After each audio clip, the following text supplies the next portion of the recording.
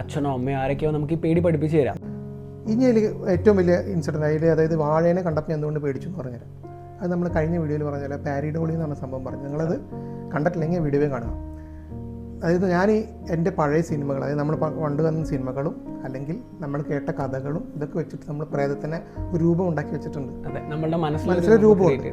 അപ്പോൾ നമ്മളെന്താ ഈ കുറച്ച് സമയത്ത് ഈ വാഴ ഇളകിയ സമയത്ത് എനിക്ക് അതിൽ ഏതോ ഒരു രൂപമായിട്ട് ഇത് തോന്നിയിട്ടുണ്ടാവും. അതുകൊണ്ടാണ് ഞാൻ വീണ്ടും പേടിച്ചത്. കാരണം സാങ്കല്പികമായിട്ടുള്ളൊരു രൂപം കണ്ടുപിടിച്ചു, ഇറങ്ങി ഓടി. പിന്നെയുള്ള പേടിയല്ല നമ്മൾ പഠിച്ചെടുക്കുന്ന പേടികളാണ്. ഈ പേടികളെല്ലാം നമുക്ക് പഠിപ്പിച്ചു തരുന്നത് നമ്മുടെ എൽഡേഴ്സ് ആയിരിക്കും. യൂഷ്വലി വീട്ടിലുള്ള ഗ്രാൻഡ് പാരൻസോ അച്ഛനോ അമ്മയോ ആരൊക്കെയോ നമുക്ക് ഈ പേടി പഠിപ്പിച്ചു തരാം. അവർ ഈ പേടി നമുക്ക് പഠിപ്പിച്ചു തരുന്നതിൻ്റെ റീസൺ എന്താണെന്നെങ്കിൽ അവർ കണ്ടീഷൻഡ് ആയതുകൊണ്ടാണ്.